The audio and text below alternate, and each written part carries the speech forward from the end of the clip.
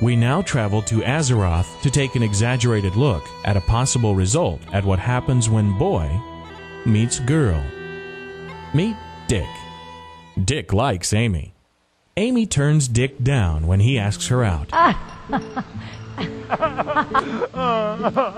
Absolutely not. Dick asks out Amy's best friend Jane, who agrees to go on a date with him.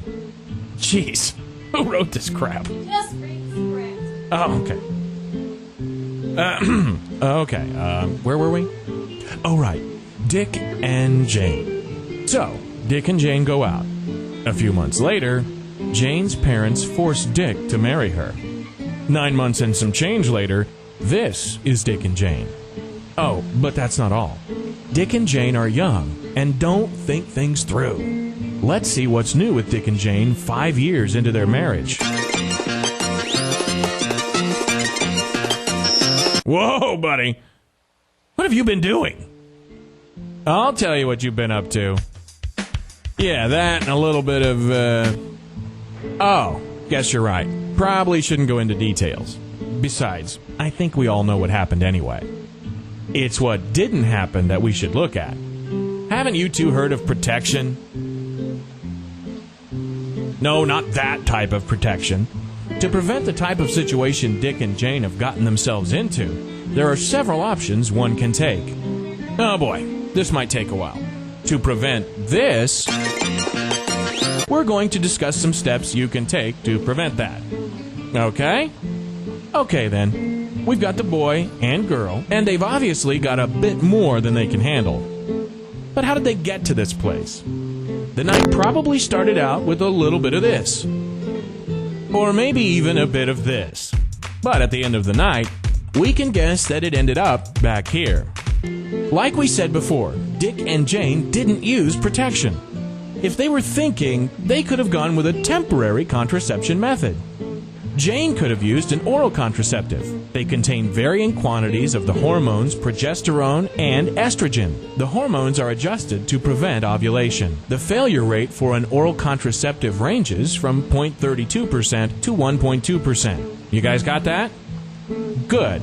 There are also intrauterine devices, or IUDs, that are a form of temporary contraception. An IUD is in the shape of a small plastic or copper loop, T or 7 shape, that can be inserted into the uterine cavity. How it truly does work is a bit of a mystery, but it's believed that the uterine secretions or atmosphere is altered to prevent the implantation of the fertilized ovum.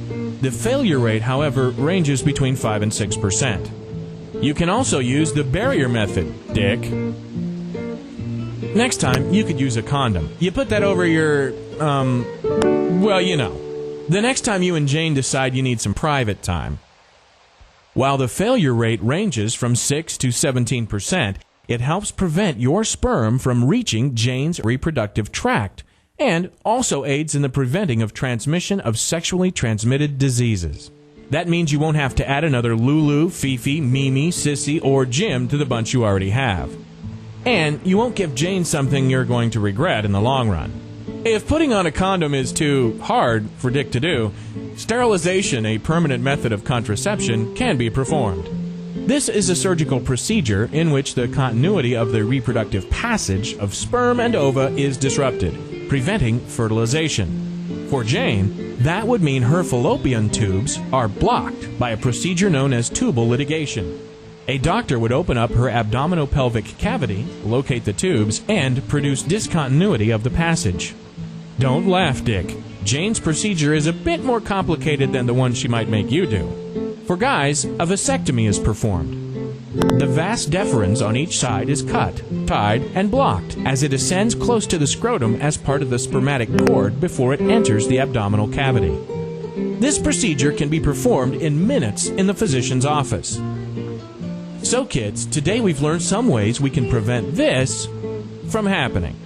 Just remember, if your night consists of this or this, and will eventually end up back here, be smart and always use protection. Yes.